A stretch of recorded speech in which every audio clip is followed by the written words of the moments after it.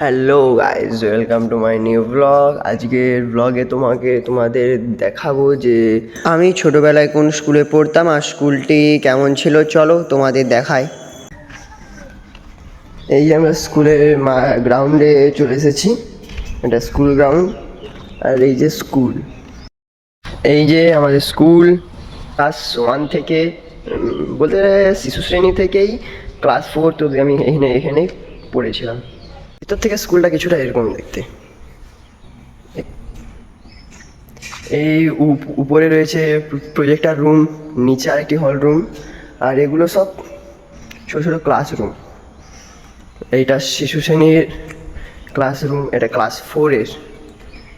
Class ফোরের।